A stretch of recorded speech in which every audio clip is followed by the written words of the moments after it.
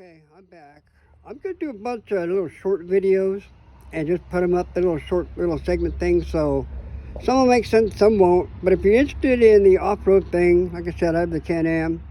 I want to show a few of my inside accessories. I know it's kind of a tight spot, but some people might want to know some of this stuff here. Let's just go back to the front here for a minute. Okay, up here on the front, this right here I had to make a mount for. This is my GPS tracking puck for my iPad, which sits right in there. This right here is for the belt temperature sensor. I think it's called a Visor. And it keeps an eye on the temperature of my belt, so if it gets too hot, I know what's gonna break and come out. So that keeps me running the belt cool, so if it gets hot, I know to do it. So yeah, so the roof rack came from Mexico. I wish I had bought it. Wish I had bought it from somebody in Phoenix, but when I bought it, it was like new and the other guys didn't have it, so. And I also put a sun visor in here. This right here, when you're riding into the sun in the morning or at night, this keeps that sun right out of that vision, so you can put your head up and it helps block that sun. So the roof line is here, the aluminum roof, and then this I had to add from Amazon. I bought this from Amazon. And of course, everything's an accessory, so. I have the Fox shocks inverted, like I said, with the shock therapy kit on it, so all new springs, all new Fox shock therapy with the nitrogen charges, so you can fill them up. So you bought the spring kit for it. So, and I took it down and had them revalve it. So I took it to shock therapy in Phoenix and they redid it all. So, okay, so we have the light down below, which works out awesome. We have the lights above, but you can't use it. The lights above, you can't use them unless you're by yourself or you're out front. Because if you're in the dust, those mess you up. You want to go down below, because like driving a fog. When you're driving the dust, oh, I got a bolt out. Look at that. Didn't even know it. I didn't even know it.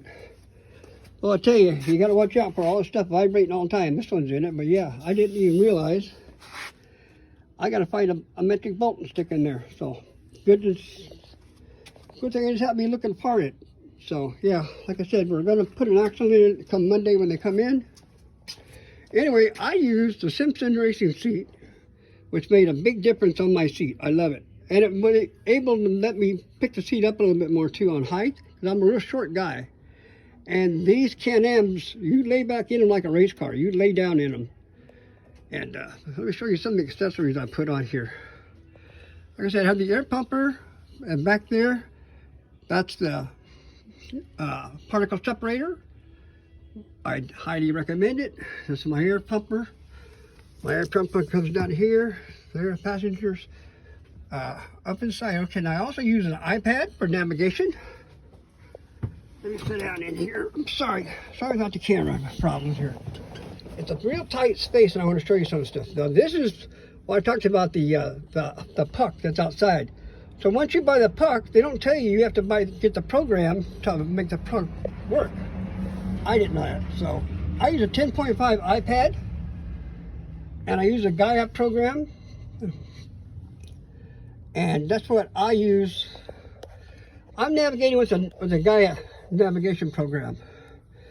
Let me pull it together so you can see. This is right outside Lake Havasu. These are all the places I've been. So, because I track wherever if I'm going to a new place, I track it. But if I'm not going to a new place, I don't track it. And of course, right here is Lake Havasu. And so this is every place there. I've been to all these places. If you see a line on it, I've driven the Can Am to it. So let me back it up a little bit more. Sorry about the camera work. Okay, so that's how far I've driven this Can Am. All right, so let's put this back up here. Whoop. There we go. And now it's in right there. That's in tracking mode right there, and that's not tracking mode. So anyway, and this sits on this mount right here. You buy this mount extra, of course, and you put it in. And then on the inside, I don't know if you can see this. Barely. You can't really see that. I added some plugs in here. Because see, I've got 4 plug-ins to plug things in. So I have because up here I keep my cell phone that sits here all the time, plays the radio for me. And so the cell phone plugs in, the camera plugs in for the GoPro camera plugs in, the GPS plugs in, and the iPad plugs in. So I have 4 plugins that are, so I run power to things for the whole day's trip. So anyway, but that's what I had to add those. You don't have to, but I did. You could actually add them somewhere else, but that's just where I stuck them. Of course, you know me, I'm going to add things on and modify it. I can't seem to leave things alone. So there's that. I also have on here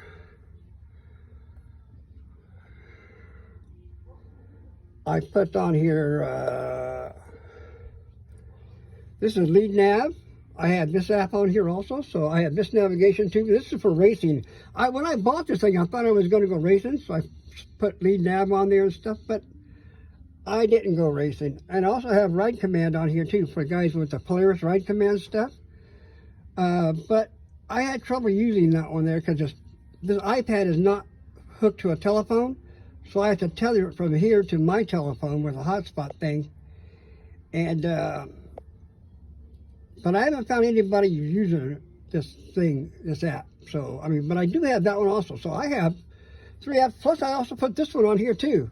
A friend of mine wanted to use this stupid app, but I haven't tried it yet. So we'll see what happens with that. So that's what I do with this iPad here. So I've got that, and that.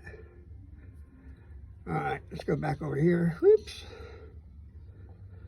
We'll go back up here. Whoops. Put the guy one back up. All right. So anyway, that's what we have with that. And down below, of course, we have all the rocker switches here. Of course, my whips, my front light, and that stuff here. You got lock, smart lock. You have my radio, so I can see my radio on here. And over here, I have the handheld mic also, which they suggest for me not to do. The push to start. This right here is communications for my Bluetooth. This hooks, so while I'm driving, I can answer the telephone. I can make a telephone call too while I'm driving with this here.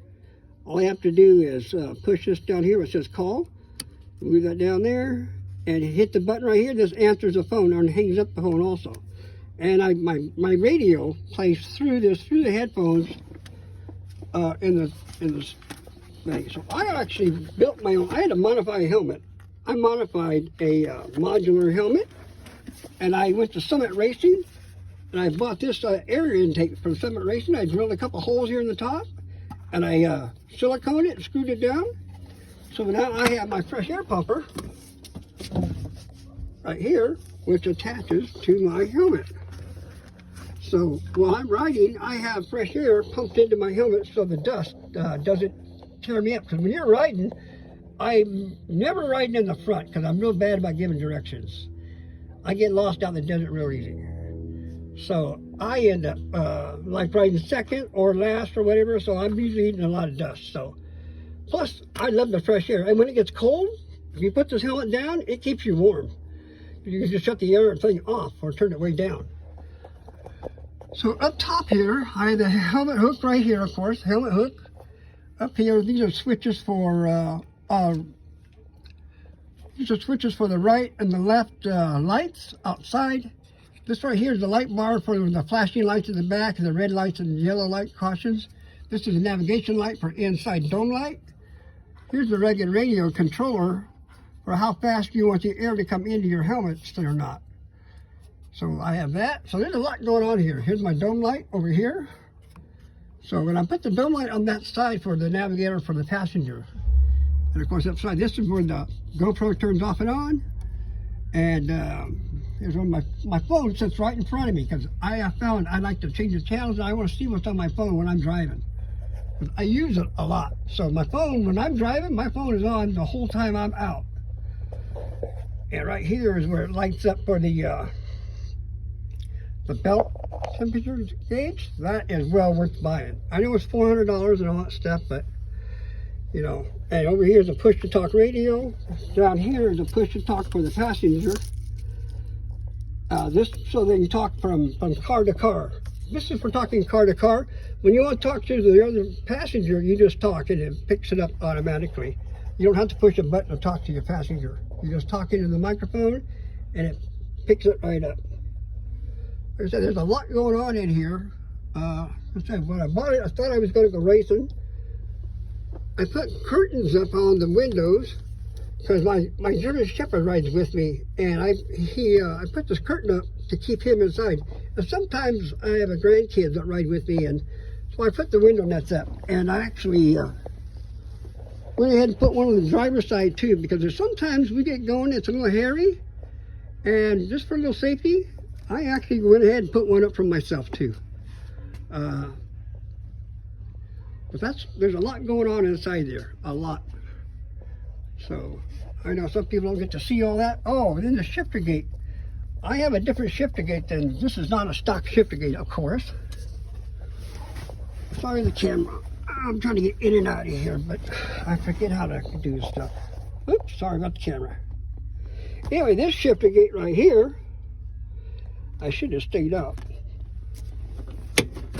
This shifter gate right here takes you from reverse, oops, reverse to high. We're just going forward and back.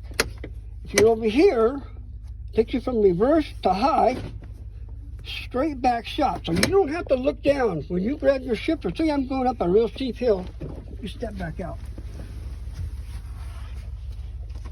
Say I'm going up a real steep hill, and I'm starting to get my nose is starting to come over the top of me. Okay, and I'm coming up in low range. Okay, all I have to do is, without even looking down, so I don't have to look down to see what gear I'm in. I just grab this shifter and I slap it that way there, and I'm backing back up and push my nose back down. Keeps me from flipping over on the deal. And the same thing can happen here in high range too. So if you're rolling along in high range and you get stuck in a deal right there somewhere, and you're coming up to a dune and you're stalling out and you're not going to make it, and you know you got to just back up so you don't get stuck, you throw that sucker in reverse without even looking down. You just put your hand down there, you feel it, and you just throw yourself in reverse real quickly without even. I know it's hard to explain that to people. People don't seem to understand that, but there's times that you must back up. At some point, if you get into some critical stuff, you're coming up something you don't like that you're on, throwing it in reverse and backing up sometimes can save your life. So it's just one of those things, you know. A lot of guys don't. Some guys think they have time. In a situation, you don't have time to think to get down there. You have just to hit it and do it automatically. Down here, I have an extra wide brake pedal, so I can brake with my left foot without any trouble. So I put an extra wide brake pedal, and I also put drag and brake, so it's just not good to do. So I don't drag brake hardly anymore. But if I need to just hit with my left brake and just keep my foot on the throttle, because with the turbo, you don't want the turbo to spool down. You try to keep that turbo revved up a little bit. So sometimes if you're topping up on something, you want to keep that throttle up a little bit, and then just brake with that left brake, and then just go ahead and get around. So the turbo doesn't start going blubber, doesn't blubber on you. That's what I'm trying to say. So let me walk around it real quick. So we have the 3-foot light whips on. We have the regular radio antenna back there. And this basket right here flips up in the air also. It's on the hydraulic lift. So this one here can actually lift forward on that one. So I have 2 storage racks. So at some point I want to do an overnight championship. So that's why I put the baskets on. Plus, if I have a passenger, they have a backpack with them. There's no place to put the stuff because you have an ice chest and stuff. So I put the ice chest and backpack back there and just strap them down, and then it makes it easier. So I do like the look of the top blue rack here, this guy here. But when I got it, it came damaged in the mail, and they wouldn't talk to me, they wouldn't help me, they wouldn't replace it. So I had to bend it back straight and weld it up myself and repaint it. So we did okay on that. All right, I'm gonna stop this video right here. Hope I wasn't babbling too much. I'm trying to show you some things, so let's see if this helps. I'll see you guys on the next one. Thanks for coming along.